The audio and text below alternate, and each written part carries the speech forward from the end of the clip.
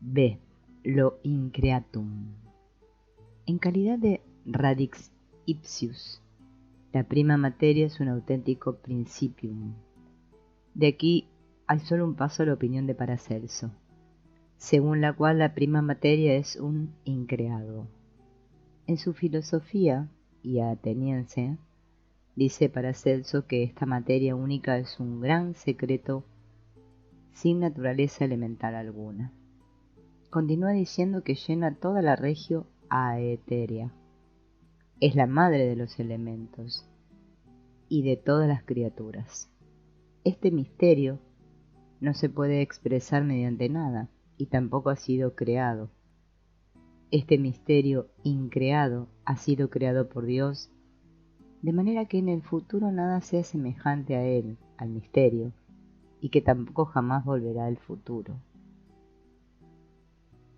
Nada sea semejante a él, al misterio, y que tampoco jamás volverá como era.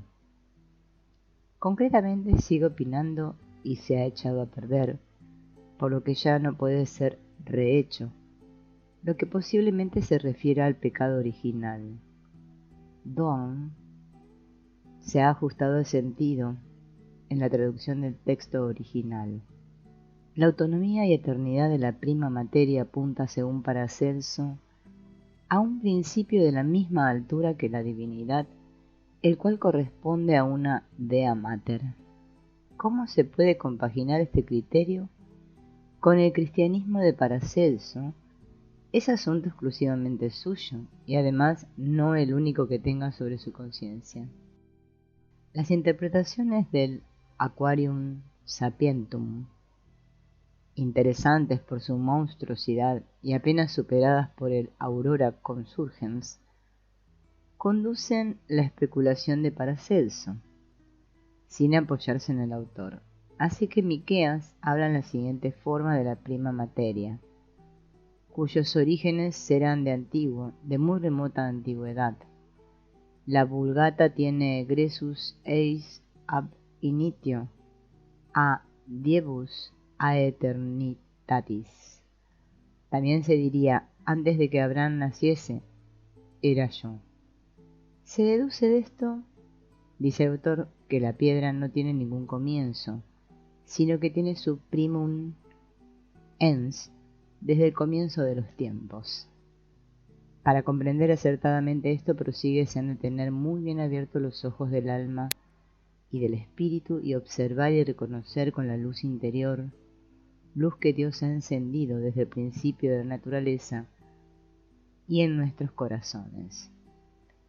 En la misma forma continúa el autor que la piedra, conjuntamente con su materia, tiene alrededor de 1000 nombres y se la llama maravillosa. Por tal motivo se podría decir de Dios los mismos nombres en altísimo grado, empleo que el autor hace realmente.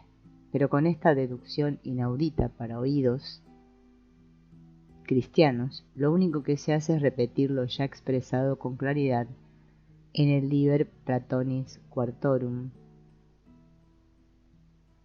res ex qua sunt res est Deus invisibilis et immobilis.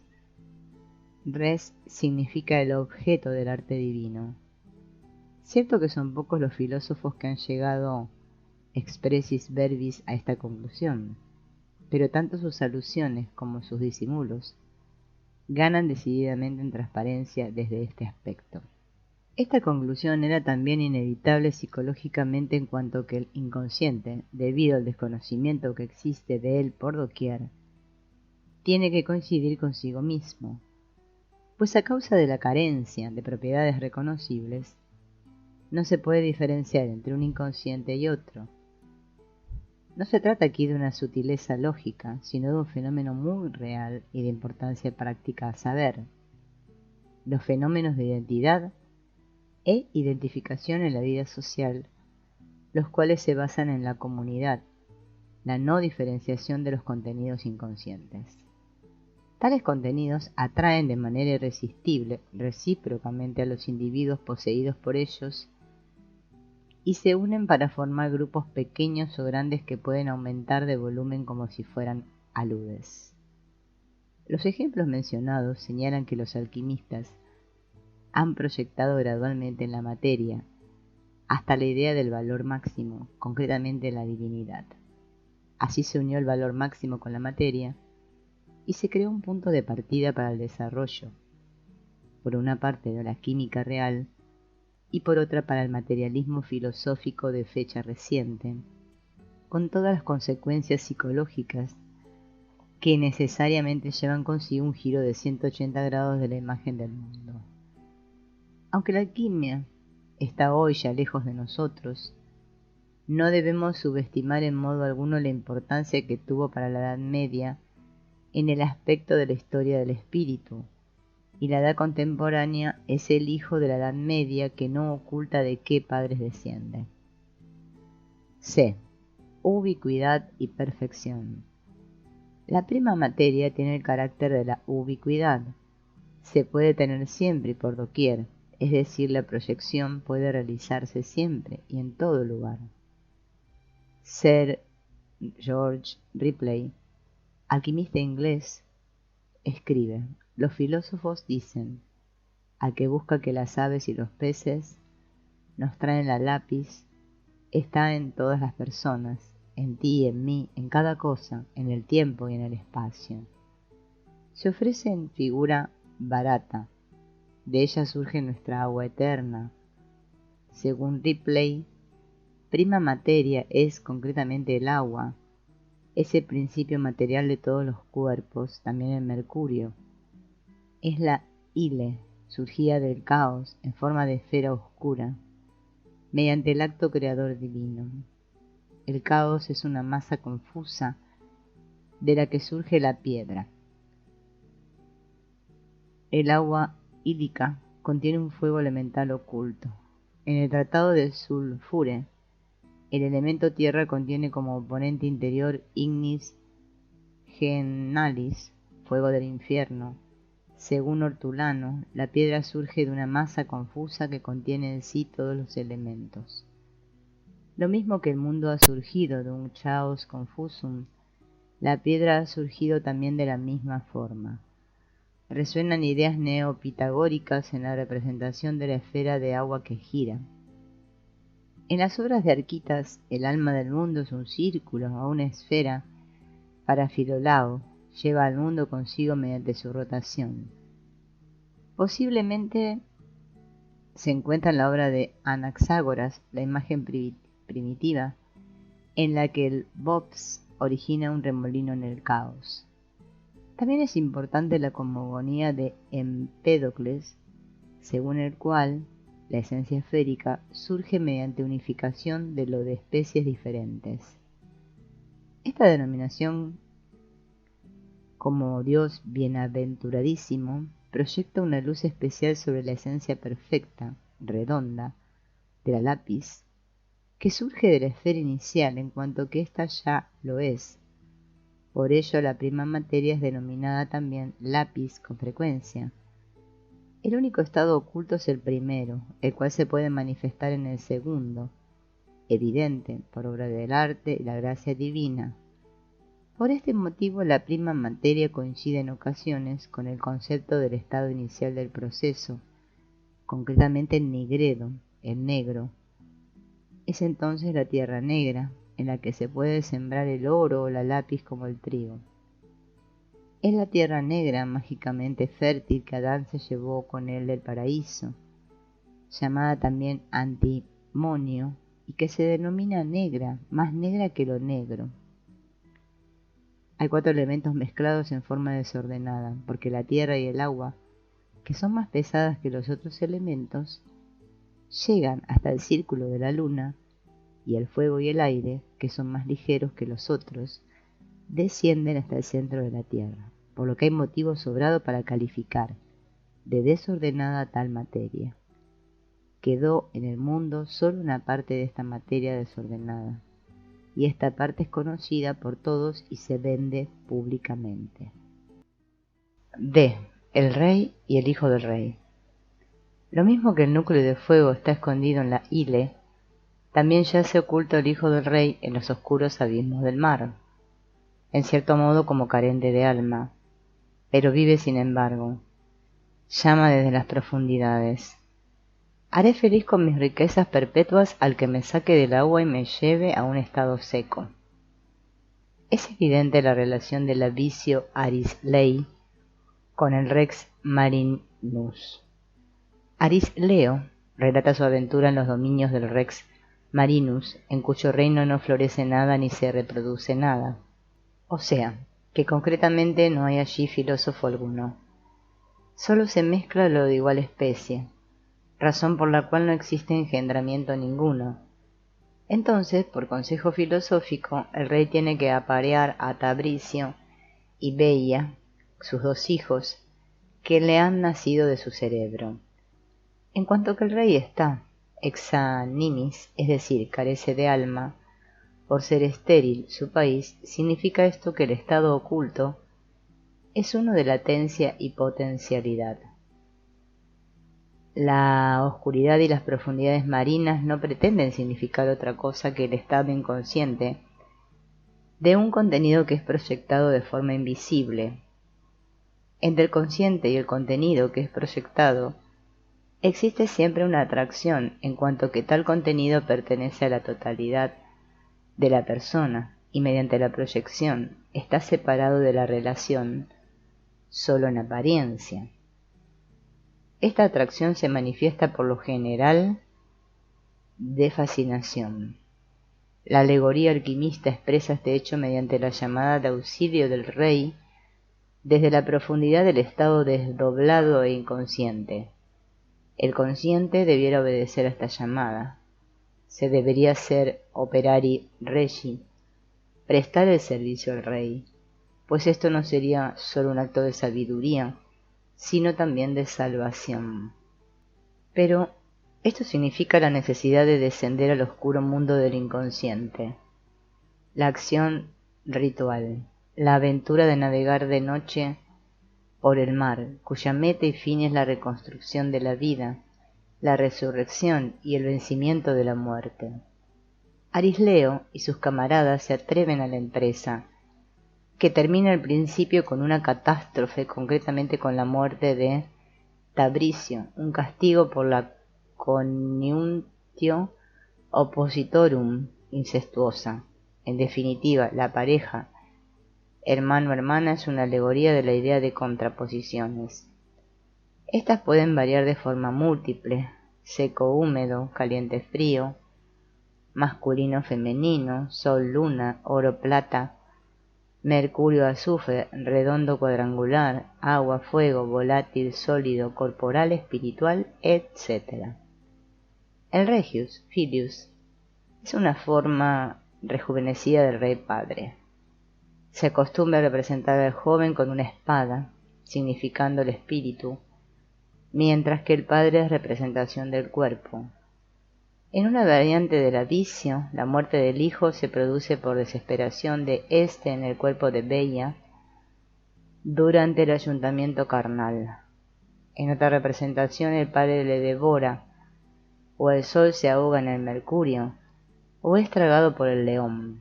Tabricio es el principio masculino espiritual de la luz y el logos, que se hunde como el bobs gnóstico en el abrazo de las physis. O sea, que la muerte es la consumación del descenso del espíritu a la materia. Cierto que los alquimistas han representado con frecuencia lo pecaminoso de este acontecer, pero al parecer no lo han entendido por completo. Por tal razón, racionalizan o quitan importancia al hecho del incesto, escandaloso en sí. El mito del héroe. Como el incesto tiene lugar por consejo de los filósofos, la muerte del hijo del rey es naturalmente una cosa desagradable y peligrosa. El consciente se coloca en una situación de peligro mediante el descenso al inconsciente, pues parece como si él mismo se extinguiera. Es la situación del héroe primitivo devorado por el dragón. Como se trata de una disminución o extinción del consciente, y tal abaissement du niveau mental es ese peril of the soul frente a lo que el ser primitivo tiene el más grande de los terrores, concretamente el miedo a los espíritus, la extinción intencionada, por no hablar de petulante, de este estado es un sacrilegio o quebrantamiento del tabú, lo cual se castiga con las penas más graves. En consecuencia, el rey encierra a Arisleo y sus 3 camaradas en una triple casa de cristal con el cadáver del hijo del rey. Por tanto, los héroes quedan prisioneros en el reino subterráneo y ciertamente en el fondo del mar, donde entre terrores de toda especie han de estar 80 días en medio de un calor intenso. Bella es encerrada también por deseo de Arisleo. La variante del Adicio interpreta la prisión como el útero de Bella, o sea, que están dominados por el inconsciente y entregados a éste sin defensa de ninguna clase. Esto solo significa que se han puesto voluntariamente en manos de la muerte para crear una vida fecunda en la región del alma que permaneció hasta ahora en una oscura inconsciencia y a la sombra de la muerte. Aunque se indica la posibilidad de la vida mediante la pareja hermano-hermana, este contraste inconsciente ha de ser activado por la entrada en acción del consciente, pues en otro caso permanecería latente. Pero esta empresa es arriesgada.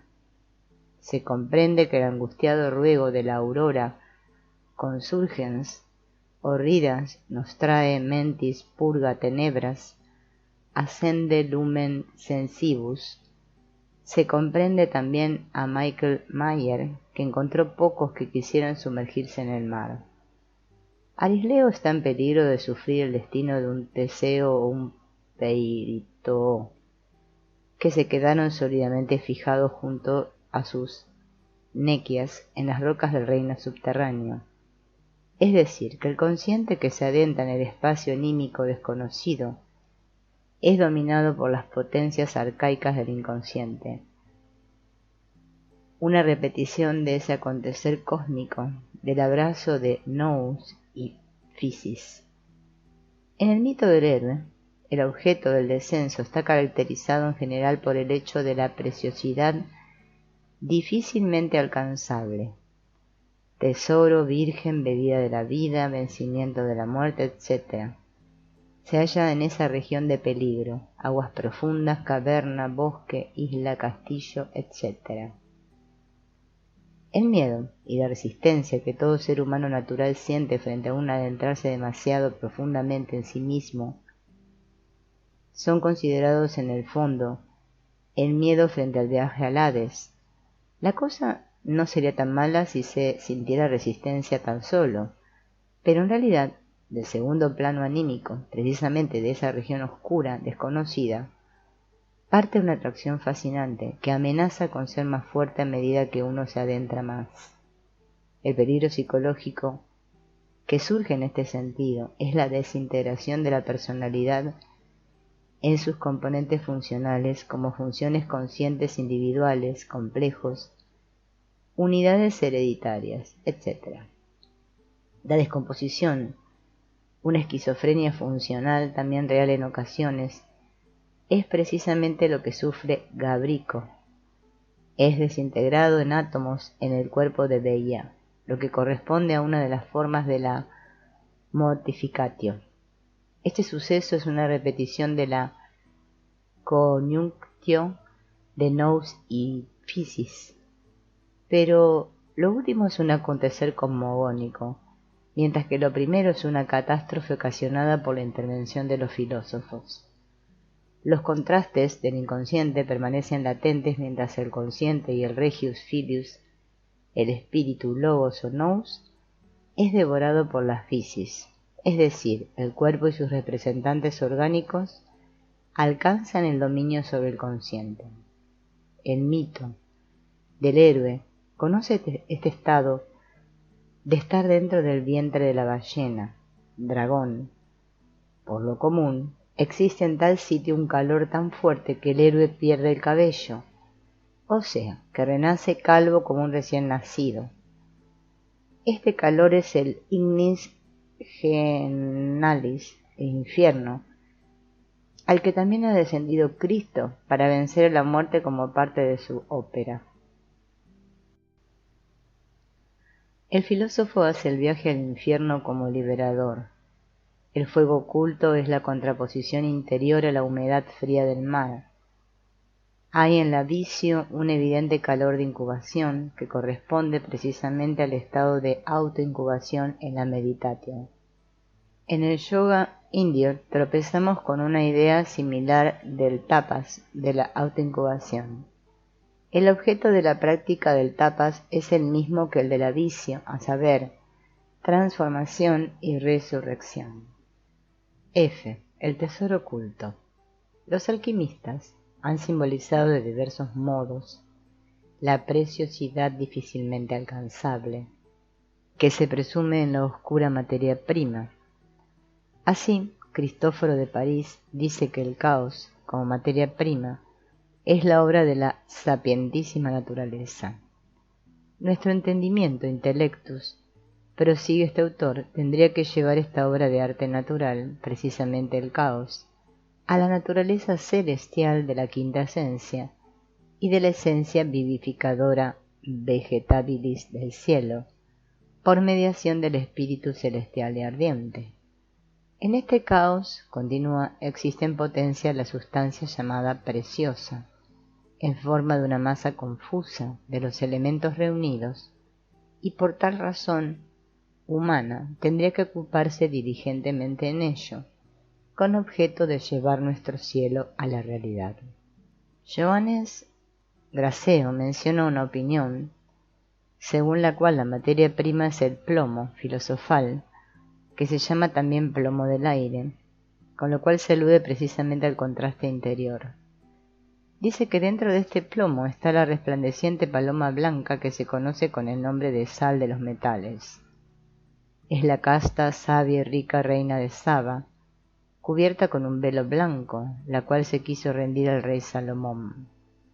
En opinión de Basilio Valentín, la tierra, como materia prima, no es un cuerpo muerto, sino que habita en ella el espíritu, el cual es la vida y el alma de la tierra. Todas las criaturas, los minerales también, reciben sus fuerzas del espíritu de la tierra. El espíritu es vida, es alimentado por las estrellas y él nutre a todo lo viviente que hay en su regazo.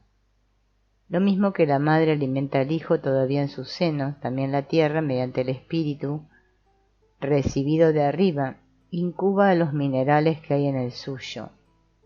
Este espíritu invisible es como una imagen reflejada, que tampoco se puede tocar, y ese espíritu es la raíz de los cuerpos necesarios en el desarrollo del proceso que surgen en él. Encontramos una idea similar en la obra de Michael Mayer, El Sol ha hilado el oro en la Tierra, mediante millones y millones de rotaciones en torno a ella. El Sol ha ido imprimiendo gradualmente su imagen en la Tierra. Esto es el oro. El Sol es la imagen de Dios, el corazón. Es la imagen copiada del Sol en el ser humano, como oro en la tierra, denominado también Deus Terrenus, y Dios es reconocido en el oro. Esta imagen de Dios, que aparece en el oro, puede ser la ánima áurea, la cual, insuflada en el mercurio normal, convierte a éste completamente en oro. Ripleo opina que el fuego tiene que ser sacado del caos y hecho visible. Este fuego es el Espíritu Santo, que une al Padre con el Hijo. Se le representa con frecuencia en forma de anciano alado, como Mercurio en forma del dios de la revelación, que coincide con Hermes Trimegisto y forma una trinidad alquimista con el rey y el hijo del rey. Dios ha creado este fuego en la tierra, lo mismo que el fuego del infierno. En este fuego, Dios arde en amor divino. 5. El paralelismo lápiz-Cristo. A. La renovación del amor. Los ejemplos expuestos en el capítulo precedente muestran que hay un espíritu en la prima materia, como en la piedra del Nilo de Ostanes. Este espíritu fue interpretado finalmente como Espíritu Santo en armonía con la vieja tradición del nous, que es devorado por las tinieblas en el abrazo con la physis, con la única diferencia de que lo devorador no es precisamente lo femenino por excelencia, concretamente la Tierra, sino el nous en figura de Mercurio y el Ouroboros, respectivamente, que devora la cola, es decir, es un espíritu del reino subterráneo, un espíritu material, por decirlo así, un hermafrodita cuyo aspecto espiritual es masculino, mientras que es femenino el corporal. El mito, originariamente gnóstico, ha experimentado una transformación extraña. Nous y physis se han convertido en una misma cosa y en la natura abscóndita de la prima materia, sin que exista diferencia entre ellos. La psicología de este principio responde a la proyección de un contenido inconsciente que fascina en sumo grado, el cual, como todos los contenidos de esta clase, muestra el carácter del numen, divino o sagrado. La alquimia se impone la misión de alcanzar esta preciosidad difícilmente alcanzable, bien en forma de oro físico, bien en forma de medicina universal, o bien como tintura dotada de fuerza para la transformación, y también de representársela de manera visible, en cuanto que el arte trabaja todavía en el laboratorio. Pero en cuanto que la actividad química práctica no fue jamás completamente pura, sino que expresaba en ella y mediante ella también los contenidos inconscientes del alquimista, era al mismo tiempo una actividad psíquica, la cual se puede comparar con la imaginación activa más que con cualquier otra cosa. Lo que es abarcado de forma activa por este método se expresa también en la vida onírica. Se hallan tan próximas a la idea alquimista las relaciones de ambas formas del proceso, que se extiende del inconsciente al consciente, que posiblemente haya justificación para admitir que en los métodos alquimistas se trata de procesos iguales, o al menos muy similares, a los que se dan en la imaginación activa y en los sueños, es decir, se trata en último extremo del proceso de individuación. Antes hemos dejado a Arisleo y a sus tres camaradas en unión de Bella y el cadáver de Tabricio dentro de la triple casa de cristal donde los ha encerrado el Rex Marinus. Padecen en consecuencia de un fortísimo calor, como los tres hombres en el horno de fuego arrojados a él por Nabucodonosor.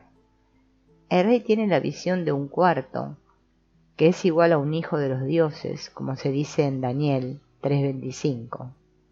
Esta visión no carece de relación con la alquimia, en cuanto que ésta vuelve siempre una y otra vez en pasajes innumerables a afirmar que la lapis trinus et unus est en triana y una. Está constituida por 4 elementos, en los cuales el fuego representa el espíritu escondido en la materia, según hemos visto. Este es el cuarto que falta, y sin embargo está presente, y que siempre aparece en el ígneo peligro del horno y representa la presencia divina, el auxilio y la culminación perfecta de la obra. En su apuro, Aisleo y sus camaradas ven ahora en sueños a su maestro Pitágoras y le piden ayuda, pero éste les envía a su discípulo Arforeto, que es el creador de la nutrición. Así se completa la obra y Tabricio vuelve a vivir. Como podemos presumir, Arforeto ha llevado con toda evidencia el alimento maravilloso. Cierto que esto parece claro por primera vez gracias al descubrimiento de Rusca, a través del cual ha llegado a nosotros el texto del Codex Verolinensis. Concretamente dice en este código, en la introducción inexistente en la edición impresa de la Vicio, Pitágoras dice: escribís y habéis escrito ya para quienes os sigan cómo se planta este valiosísimo árbol y cómo jamás pasará hambre el que coma los frutos de éste. Dado que la Vicio se escribió para ofrecer al mundo posterior un ejemplo del proceso, se habla precisamente en ella de la plantación de los árboles, y la conclusión de la leyenda pretende mostrar el maravilloso y regenerador efecto de los frutos. Es evidente que el árbol creció y dio frutos mientras Arisleo sufría calamidades y Tabricio se hallaba sumido en el sueño de la muerte. El papel que desempeña Arisleo en la casa de cristal es completamente pasivo. La acción decisiva viene del maestro, que ha enviado a su mensajero con el alimento de la vida. Como se dice, el conocimiento secreto solo se puede adquirir mediante inspiración de Dios o de labios de un maestro. Asimismo, nadie puede llevar a término la obra si no es con ayuda de Dios. El maestro mítico, el divino Pitágoras, ha ocupado en este caso el lugar de Dios y llevado a cabo la obra de la renovación de la vida. Esta intervención divina, como quizá pudiéramos decir, tiene lugar en el transcurso de un sueño, en el que Arisleo ve al maestro y le suplica ayuda. Si la unión de los contrastes cuerpo y espíritu, representados por Deia y Gabrico, la muerte y la cocción en el horno según la idea alquimista, corresponden al ofertorio de la misa, encontramos la analogía de la petición al Salvador en el Memento Vivorum, en la súplica por los vivos y en el recuerdo de los mártires, que precede la transustanciación. Esta invocación se efectúa para la salvación de sus almas, por la esperanza de su salvación y su ventura, y se invoca a los santos para que Dios lo conceda por sus méritos y su intercesión, para que tu bondadosa protección nos guarde de todo. Este ruego termina con la epíclesis, con que se inicia la transustanciación, para que sea cuerpo y sangre para nosotros, concretamente el alimento maravilloso. En la visión son los frutos del árbol inmortal los que procuran la salvación. En cambio, los fructus sacrificii misae, los frutos de sacrificio de la misa a que se refiere la Iglesia, no son lo mismo, en cuanto que se alude con esto a los efectos morales y de otras clases, y no a las sustancias consagradas que asimismo resultan, ex opere operato. Pero los espíritus se dividen aquí. El cristiano recibe para sí personalmente y para las circunstancias de su vida, en el sentido más amplio, los frutos del sacrificio de la misa. Por el contrario, el alquimista recibe los fructus arboris immortalis, no únicamente para sí, sino en primer lugar para el rey o el hijo del rey, para la consumación de la sustancia buscada. Cierto que participa en lo perfectio, la cual se procura salud, riqueza, iluminación y salvación. Pero como él no es quien ha de ser salvado, sino que es un salvador de Dios, lo que le importa fundamentalmente es perfeccionar la sustancia. Presupone cualidades morales y las tiene en consideración solo en cuanto que éstas puedan favorecer u obstaculizar la realización del opus. Naturalmente pone mucho más énfasis, como se podría decir, que la Iglesia en el efecto ex opere operantis, pues al final y al cabo se coloca en el lugar de Cristo, que se ofrece como víctima en el sacrificio de la misa. Pero no se piense de modo alguno que el alquimista se arrogue el papel de Salvador, quizá por un delirio de grandeza religioso. En este sentido, su papel es todavía menor que el del sacerdote celebrante, quien ofrece el sacrificio de Cristo en forma representativa. El alquimista subraya siempre su humilitas e inicia sus tratados con invocaciones a Dios. No piensa en identificarse con Cristo, al contrario. La alquimia establece un paralelismo entre Cristo y la sustancia que se busca, la lápiz. No se trata en realidad de una identificación, sino del sicut, según hermenéutico, el cual designa la analogía.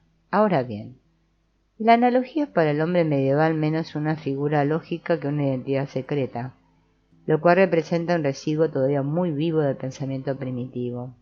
El rito de la consagración del fuego, el Sábado Santo, es un ejemplo instructivo a este respecto. El fuego es Cristo, imago Christi, en cierto modo. La piedra de la que se hace brotar la chispa por golpe es la piedra angular, otra imago más, y la chispa que brota de la piedra es a su vez también una imago Christi. Es evidente la analogía con la acción de extraer el neuma de la piedra en el dictum de Ostanes. El neuma como fuego, Cristo como fuego y como sustancia contraria interior de la tierra son ideas que ya conocemos. Pero la piedra de la que brota la chispa es también la analogía del sepulcro de roca o de la piedra que hay delante de éste. Dentro de él estuvo Cristo como durmiente y encadenado por la muerte durante los 3 días del descenso a los infiernos, donde había bajado al ignis genalis. De allí resucita como un fuego nuevo. Sin saberlo, el alquimista prescinde de la imitado Christi y llega así a la conclusión antes mencionada que la igualación completa con el Salvador capacita también al igualado para realizar la obra de la salvación en lo más profundo de su alma.